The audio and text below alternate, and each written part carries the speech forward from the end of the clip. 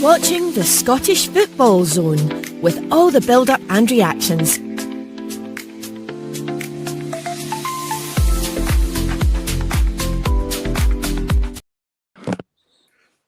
Hello, and welcome to a special edition of the Scottish Football Zone. We always like to comment on football, women's football, men's football, but tonight it's a very special show.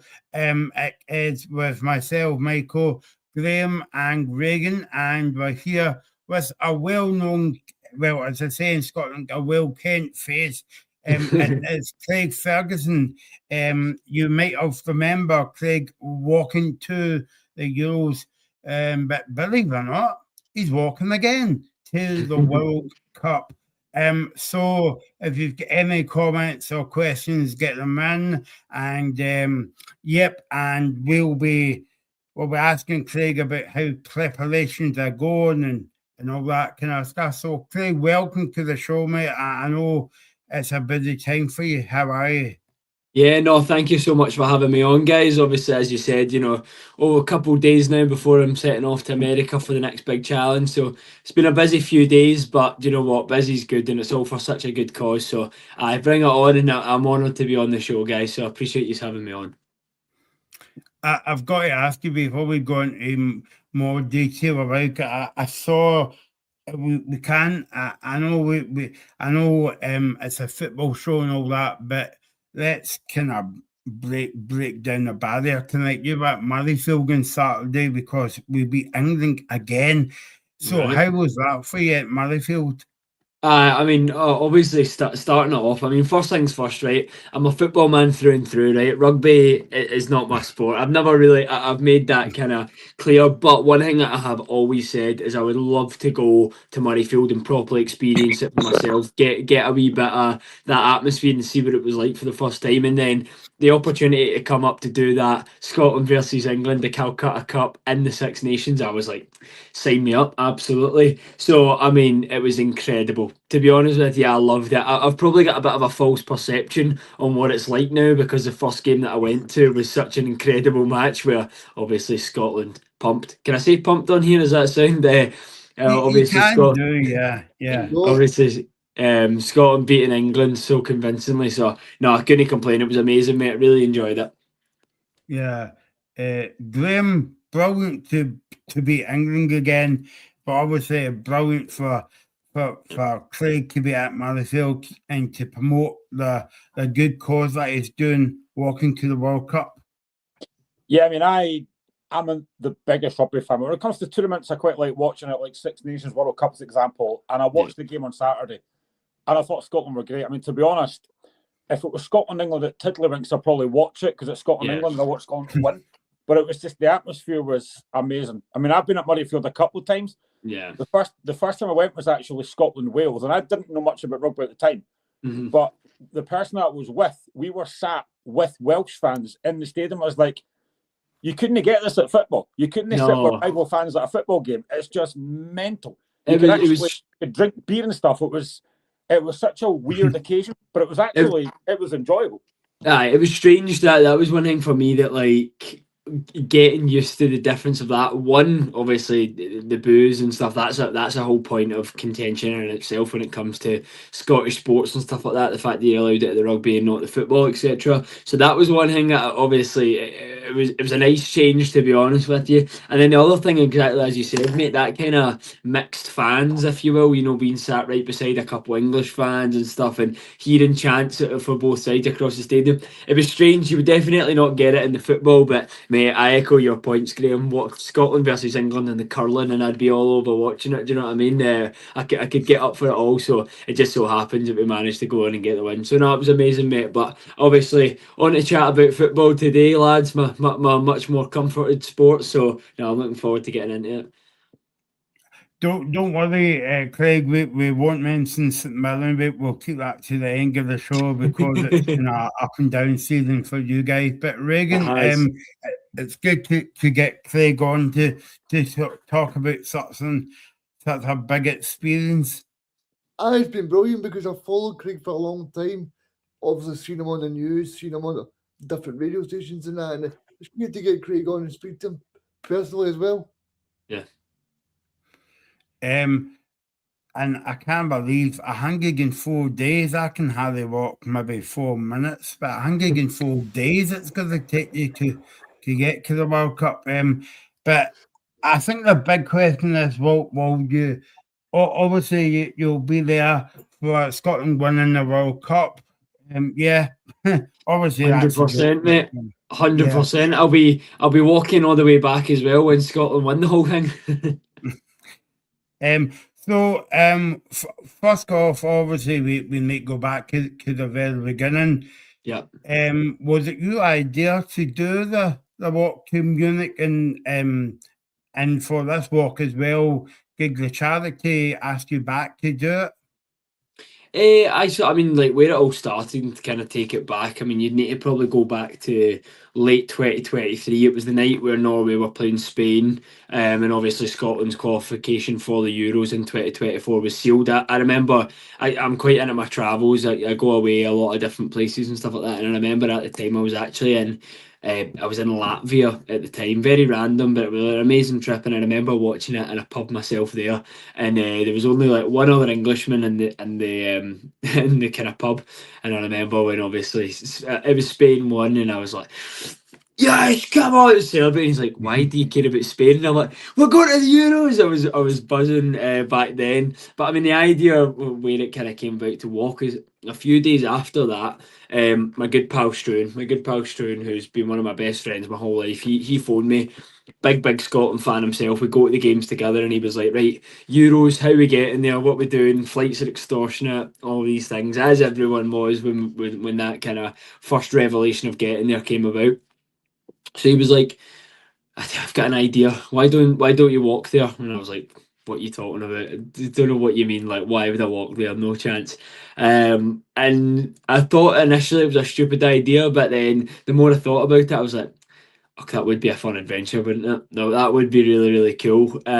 So then I started planning it, and then before I knew, I was just down a rabbit hole where I was like, I need to fucking, sorry, swearing. I was like, I need to quit my job. I need to go and do this. I need to save up my money, and that's basically what I did. I had a job at the time. I was working in a cafe.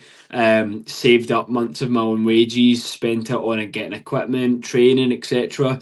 Quit my job, went and walked to the Euros, and what happened? Hopefully some of you know, but it ended up, transpiring to be one of the most incredible things I would ever do in my life. And along the way, we managed to raise so much money for such an important cause in the men's mental health.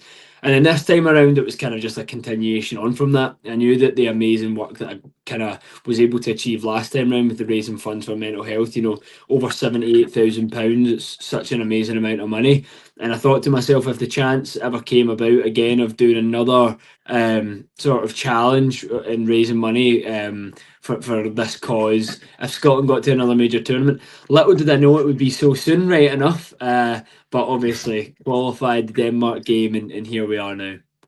Craig, see, when you first started it, did you think that it would go as viral as it did? Because let's be honest, apart from Scotland getting to Euros in the first place, your story was everywhere. Did you actually think it would actually go as mental as it did? To be honest, like, I knew it would be a story that people would be interested in. I knew some people would, pick up on it and maybe cover it here or there. But I had no idea what was actually going to transpire. I mean, for context, like, I had set the target at 10 grand to raise for charity, and I thought, there's no way we're going to do it, but I'll set it at that anyways, because why the hell not? And obviously, like you said there, did I ever picture in it going as big as it did or as well as it did? No, I knew it would. I knew it would, catch a few eyes and attention. A daft Scotsman walking to the game in a kilt. Of course, like, some people were going to watch that, but no, the way that Scotland got behind it, the way that Germany got behind it, I could have never predicted it. And I'm just so grateful for how it did transpire. And obviously now we're looking to replicate that, but out in the States and on a bigger scale this time. What was that kind of like support? Like, you got, obviously, Graham alluded to it there, that the Google BBC covered the documentary, and I don't know if they're actually going to follow you again to America, but I mean, tell us what what like that support's been when you were walking over to Germany, but what has the support been like now?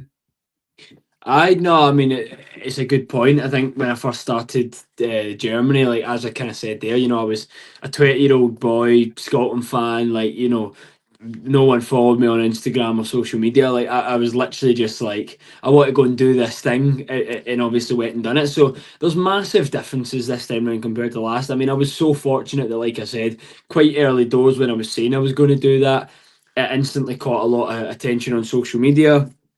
A good few people in the mainstream media picked up on it, which honestly was such an honour and such big thing for me as well.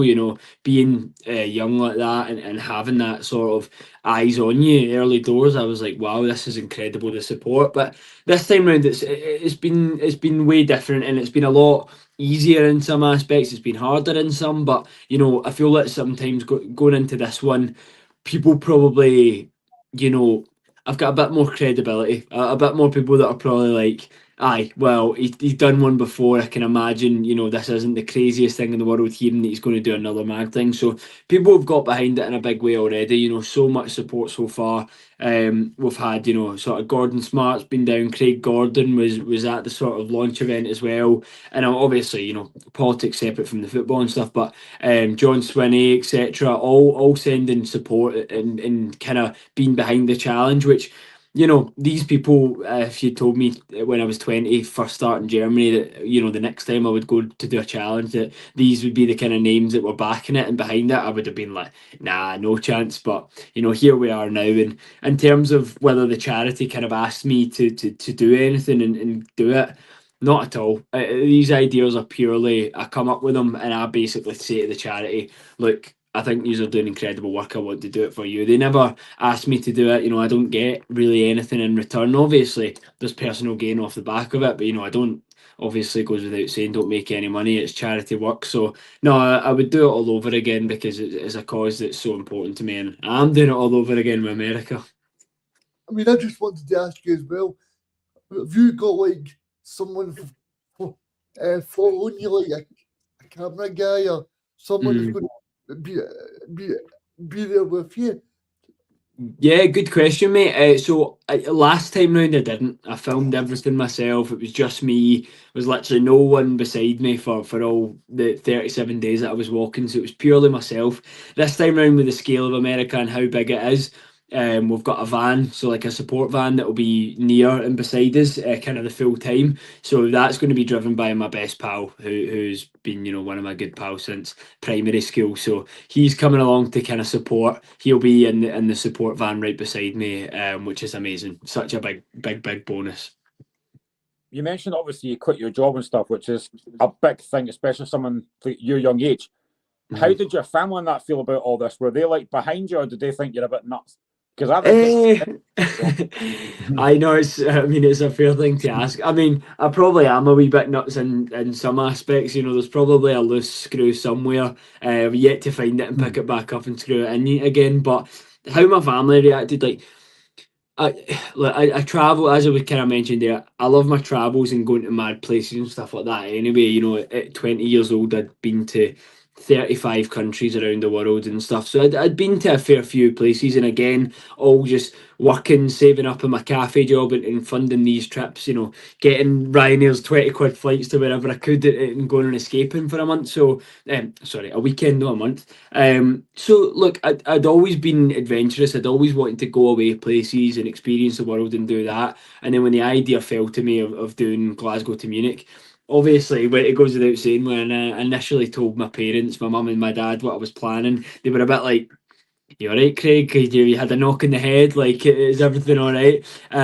But to be honest with you, they were so supportive from early doors. My mum tried to convince me to do other things, whether it was cycling, driving or whatever. But once I had an idea, I was doing that, and there was no swaying me. But now with America, it probably goes without saying, but they were just like, "Aye, of course you are, Craig. No problem."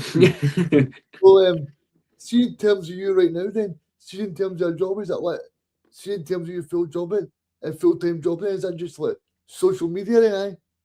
So at the moment, like, well, basically, I'd been working in Nando's. I'd left the cafe once. Obviously, I left the cafe job to go and walk to the Euros. I came back and I had a wee bit of sort of spare time in between that. Obviously, kind of getting back to normal life and stuff. And then after about a month of being back, I got my job back in Nando's where I was working previously. But I was very fortunate that because of then the publicity and the building on social media and stuff, I was able to put a good bit more time into that. So I went back to Nando's and worked there part time while I was still kind of trying to build my stuff on socials and kind of try and make a name for myself on that. And I've been really fortunate that over the last kind of year while working in Nando's and doing the social stuff that it's continued to grow and grow, which is amazing for me. And when it got to Christmas time, I knew obviously World Cup was coming up and I knew this challenge was about to be announced to the whole of Scotland. So I decided to save up a little bit before I left, but I was doing fortunate with the social media stuff. So was able to pack Nando's in just before Christmas there and fully focus on the challenge and the upcoming challenge. I say it's basically full time at the moment, the content stuff, because it's been 24/7. That's consumed my kind of every single day and week in the build up to this challenge. But who knows what's going to happen after America? If I had to come back and get another job again part time, I'll do that. But these challenges, mean so much to me. So it's not an issue for me to do that. I think the cause you're doing it for as well, mental health is a massive thing. Because obviously it's a football show, this, but mental health is still a big thing, especially for men. Because a lot of men, let's be honest, don't talk about it. I probably don't talk about it as much as I should do. Yeah. But I've always said to mates and stuff, look, if you need any help, I'm always a phone call away. Mm-hmm. Are you finding now that folk are reaching out and saying to you, Craig, this means a lot, what you're doing? Yeah. It's incredible what you're doing for mental health. Are you finding folk are actually reaching out to you and saying, thank you for what you're doing? Mate, without a doubt. And it was the thing that, when people now talk about America and, why do you want to go and do it again? Why would you want to put yourself through that again and take on such a big task? Mate, when I'd seen the response from last time, the amount of heartfelt messages, people who had genuinely come up to me in the street and say, Craig, I know you don't know who I am, but I was watching along your challenge and, I was probably in a really bad place at the time, but even watching it every day, checking on where you are, I really got a wee bit of joy out of it and stuff. And people saying, I was probably terrible at opening up with my mental health, but it inspired me a little bit to be a wee bit more open and seek help when I needed it. That to me is what it's all about. And I say this with no sort of false illusion of the gravity of it all, right? If one person was, saved from being in a bad place, if one person watched that challenge last time round and was inspired by it or got a wee bit of joy out of it, then to me that's already a mission complete, and everything else is just a bonus off the back of it. I know from previous the amount of people that told me personally that they were affected and they really, really helped and felt seen by what I was doing last time round. So I want to replicate that in America and again showcase to America what Scots are made of. And there is a daft kilted man who's willing to walk 3,000 miles to showcase to people that it's all right to talk about it and to seek mental health support. But mate, the amount of incredible people I met along the way and messages of support, it'll stay with me until the day that I die. And that's a good point that Graham mentioned about mental health. Football's a brilliant way to bring people together, but not only football, Craig, but other sports as well, kind of like rugby and what have you, kind of like team sports. Yeah.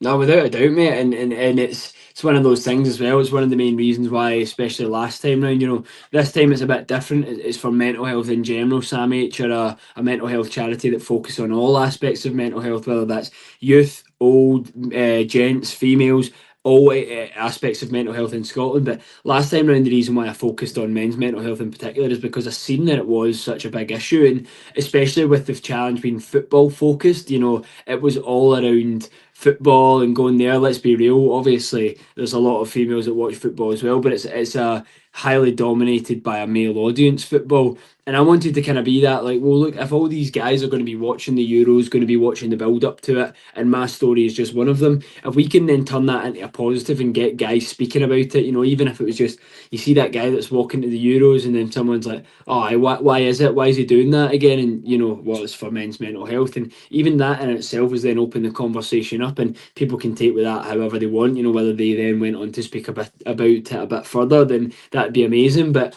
you know, it's such an important cause to me, and using that football kind of bridge between the two things is something that I think worked really, really well last time, and hopefully again similar this time. I follow you on most socials. I'm not stalking, by the way. I'm just saying that. But no, it's fine. I just started following you on TikTok. I didn't know you had a TikTok channel, so I started following that as well now. And some of the content on there, it's very wholesome. Like there's videos of you like at Scotland games just jumping up and down like any Scotland fan would. It's really good to see. You're just you're a young fan doing such great work for mental health. But at the end of the day, you're also a football fan, and you show that emotion, which I think is fantastic as well. Mate, without a doubt, and like I think again at the heart of these challenges, right? I'm like, obviously, look, I wanted to do it for such an important cause to me, the mental health stuff, as we're kind of chatting about now. But mate, at the heart of it, I'm a Scotland fan who's buzzing that his team is going to be playing at a major tournament, and I wanted to celebrate it in a big way. The thing is, with the Euros and at the football, if anyone, you know, listening or watching has ever seen me at a football game, I am the most animated fan, and I cannot go to any sport and just sit still and not be, you know, animated at it, especially when I've got a vested interest. And the thing is, at that Denmark game and the videos that you're talking about there, you know, I didn't even know that anyone was videoing. I didn't even know that I was just a fan who'd recognised me and was just videoing the game. And then you see it myself, like I can't contain my excitement. I mean, that was easily one of the best nights of my entire life, that Scotland Denmark game. And you're right, mate, at the heart of it, I'm just a football fan, and obviously it gets to the point where with these challenges, the football is secondary in a way, of the sense of like, look, if Scotland go and get papped out of the World Cup, if we've still raised £1 million for charity, then you know it's still a huge win in my eyes. But as soon as I finish, I'm like, I turn off from Craig walking charity mode to Craig Tartan Army Scotland fan, and that's just the way that it is. And you know, at the heart of it, that's why I do it, mate. And you know, if anyone was to try and rip me out of the crowds in Boston or back in Germany when it was in Munich, Cologne, or Stuttgart, then I would have told them to go away. I'm enjoying myself. Do you know what I mean? So that's at the heart of it, and it always will be. See, in the build up to Germany though, how long in advance did you have to plan like your route and where you were staying? Because that must have taken a lot of work. It was a lot of work, but as soon as I became obsessed with it, it just felt like, you know, when you're doing something that you love, and when you're working on something that you're really obsessed with, and obviously you guys, I imagine, take your time to come and do this podcast. You know, it's a labour of love. It's something that you enjoy doing. You just become obsessed with it, and I was spending every night time getting down, planning it. The more I would write it down in my wee jotter, the more it felt real, planning the route. So all in, after I came up with the idea and Struan helped me with the idea, it probably took about 3 weeks to have everything kind of set in stone, in the sense of, right, this is where I'm going to go here, going to go there. But obviously the planning in a wider sense would last a lot longer. But as soon as I had the route and as soon as I had a start date, I was like, well, there we go, and everything else will fall into place. So it did take a bit of time, but you know, nothing crazy, man. And I was, as soon as I had that initial route, I was like, right, time to go. I was just going to ask you, talk to us about the training, because it's not as if you're just walking across the road, you're walking so many miles, you know?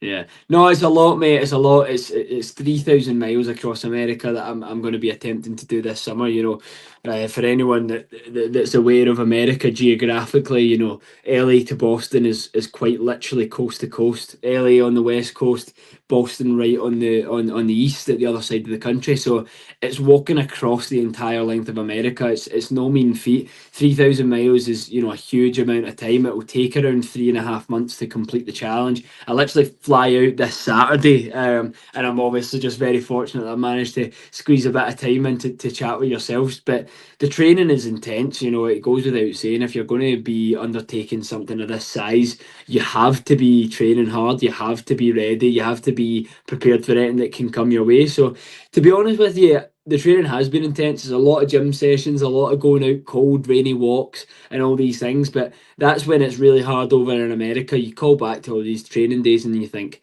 "I've got this in the tank." You've put the hard work in. Now it's just a case of actually finishing it. Sadly, I am the oldest person on this podcast. I know I don't look it, but I was saying before I came on tonight, I actually get a stitch playing at the Astro with my laddie, and you're walking 3,000 miles. You're putting me to shame here, Craig, mate. Come on, pal. Well, it's not a competition, Graham. It's not a competition. Going back to Munich as well, like you met Robbo at Andy Robertson and Skibby Clark and a few players at the hotel. What was like that to meet them? Because obviously you've been watching them for years on the TV, and now you're actually getting to meet your heroes. I mean that's actually going to be one hell of a big dream. I don't mean to embarrass you or cut you off, but it wasn't myself that met Andy Robertson or any of the players. It was Ethan Walker who cycled to the Euros. I didn't meet any of the players or anything like that myself, but you know, I met so many other incredible people along the way, and lots of other people who were obviously supporting it. So, you know, it was incredible in that sense. But no, the players or anything like that, they probably were aware of the challenge and obviously what was going on, but I didn't actually get to meet any of them myself. But, you know, Ethan, who I know very closely, I was at the premiere for their documentary, and, you know, he's an incredible young lad. The story and the way that he ended up getting to the Euros for their Make It to Munich challenge was absolutely incredible. You know, for anyone that doesn't know and is watching, I would highly recommend you go and check him out as well, because he's an absolute legend. But no, it wasn't myself. I was just going to ask you, see, in terms of like people that are inspired by you and thinking, "Oh, next time Scotland go to the Euros, I want to do it." What sort of things would you say to them? Do you know what? I would just say that, you know, go and do Scotland proud. You know, go and represent. The whole thing with the walk was I wanted to showcase to the Euros in the footballing world what Scotland fans are made of. You know what I mean? That's why I do it in the kilt. That's why I want to represent. You know, and the thing is, there's probably going to be people that are like, "You're walking there to watch Scotland," and obviously we ended up getting beat 5-1 in the first game. But you know, if there's anyone that's inspired by it and thinks, you know, I want to go and do something like this, you know, think of causes that are really close to your heart, and just go for it, man. Like, people are capable of way more than they actually think. So no, I you know, obviously if anyone is listening and wants to go and do something themselves, they can always reach out and ask me for advice and stuff, and just give me a wee message. But yeah, it's obviously it's easier said than done, but you know, I think it's incredible, and anyone that wants to undertake any big challenge, I tip my hat off to them. Yeah. So, Craig, have you been to America before, or is this your first time going to America? I have, mate. I've been once before. However, I was a bit younger. I was out there visiting family when I was around 15, I believe. So never since actually, you know, being an adult and properly experiencing it for myself. But I have been over there, so you know, I've got a very kind of rough idea of the culture, what it's like over there. But obviously, it's a complete different ball game going over there at, you know, 15 16 compared to the age that I'm at now. So I'll be ready for it. You know, the years of travel and being different points of the world have kind of prepared me for it. So no, I look forward to whatever comes my way. Craig, for folk that are watching this that don't actually know, can you kind of tell us a little bit about what Sam H do? Yeah, mate. I think it's important to know.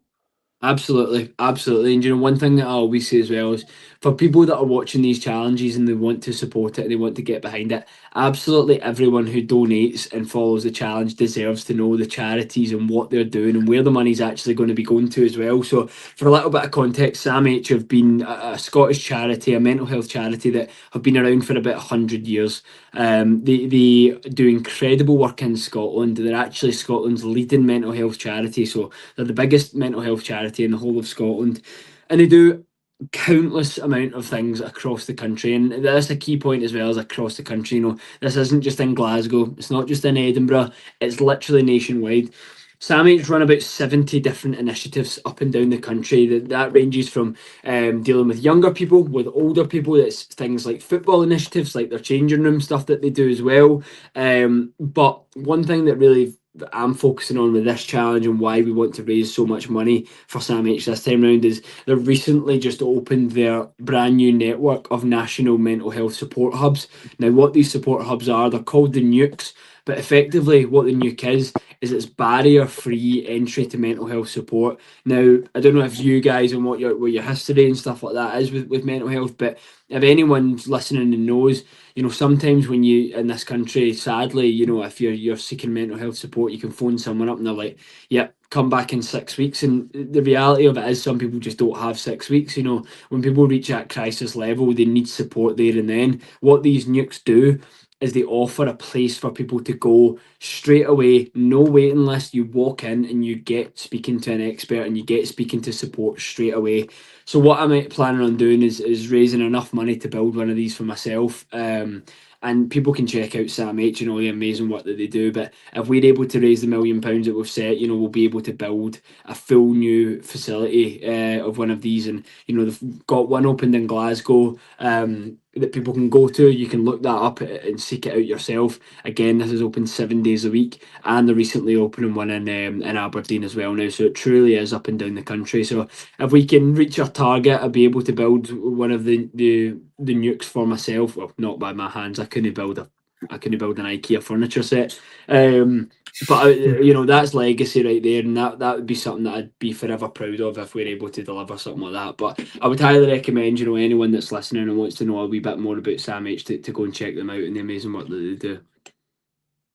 And also, I put a link to the Sam H website at the bottom as well, and also running across the screen at the bottom, if I can do it right. Yeah. I always like doing that. Is how to donate to Craig Ferguson's fundraising page, Walking to America. I was going to ask you as well, Craig. Obviously, we've touched upon football, kind of mental health aspect as well.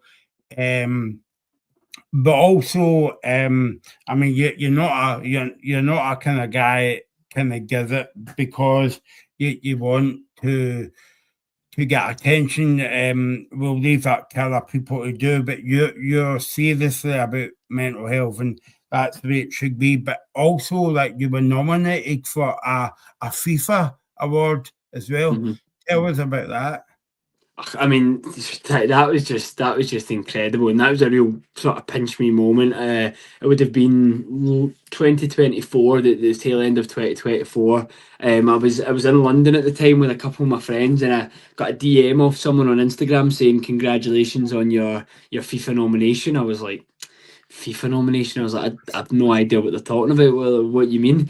And then I looked up FIFA nominations, and it was the Best Awards. So the FIFA Best Awards, for anyone that doesn't know, is basically FIFA's equivalent of like their Ballon d'Or. So FIFA separated and went and done their own award show, which is now the FIFA Best Awards. The Ballon d'Or runs separately from that. So I looked it up. FIFA awards nominations or whatever. Obviously, you can see all the players and stuff like that were nominated. And under category of fan of the year, there it was, Craig Ferguson, my own name was on there, and I had to refresh it about 1 million times to make sure that someone hadn't had me on, and I couldn't believe it. And then obviously someone ended up reaching out and stuff, and obviously confirming that for myself. But you know, it was a huge honour. The thing is with the FIFA awards as well is, look, I'm not just saying this for oh, look at me. I knew I had no chance of winning it. You know, I was up against incredibly inspiring stories, and also from a population point of view as well, lads. Like, not being funny, Mexico and Brazil, who were fans that we were up against, you know, have populations in the tens and hundreds of millions. Scotland's a nation of 5 million strong, so I knew that numerically we weren't on really for a winner there, but you know, it was a huge honour, and the fact that even being nominated for something like that and being shortlisted technically as one of the top 3 fans in the whole world of football is pretty incredible. Now, I don't take that on. I know there's countless more better fans than me out there, and especially even for Scotland. But you know, to be nominated for something like that was a huge honour for sure. I'm sure other folk tell you this, and I don't need to say it, but you should be incredibly proud of what you've done, Craig, for the fact of mental health. I think it's been incredible what you've done, the work you're doing. And honestly, I think this walk to America, again, a bit like the Euros, I think a lot of folk will be taking a keen interest in this. Yeah. But honestly, I think the work you're doing is incredible for the charity. No, I really, really appreciate it, mate. Thank you. And that's what I want to come across to people. Like you said, Michael. There's people out here doing stuff for the wrong reasons and stuff, and that's, you get that everywhere. And I'm not saying I'm the most self-righteous person in the world, and look, I'm doing all this. But at the end of the day, if we can raise so much money for charity and such good causes along the way, is doing something like this. So I get the adventure out of it, of walking across America. But if the charity can benefit in such a big way, then it's a win-win for everybody. I know that we use this word too often in today's society, Reagan, but inspire. But I think Craig inspires a lot of people in terms of like, they want to do it, but they're a bit scared. But when they see the likes of people like you doing it, then they'll say, well, anything's possible, anything's achievable. I hope so, mate. I hope so. Reagan, were you going to come in there? Sorry. No, Reagan, I thought it was.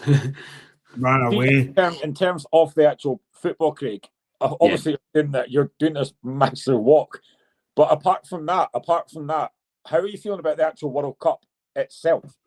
No, I mean, separate from the walk and stuff and the challenge itself, I'm just buzzing for it, to be honest, mate. Obviously, the hard work throughout the qualifiers, and like I think now that the dust is settled, like Scotland finishing top of a qualification group in the European qualifiers is huge. I mean, for me, it was like when you looked back at the quality of the teams that are also finishing top. I mean, it goes without saying, but Spain, Portugal, Germany, like all of these teams, and then you see Scotland in there. It's like, wow, man. So it's incredible even being there. But I think that's one thing that hopefully we can kick out of, is that mentality of just being happy to be there. And I hope now, with the experience of these players playing it, 2 Euros, albeit one was kind of 1.5 because obviously it was the COVID year.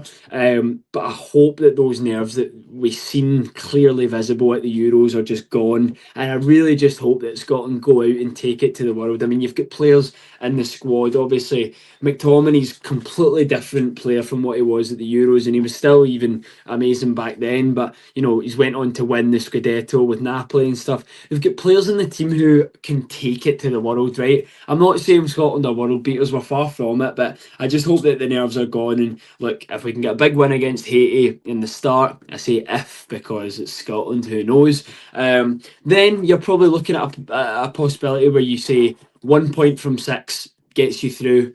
And obviously it's Morocco and Brazil, 2 of probably the hardest fixtures in the entire World Cup at the moment.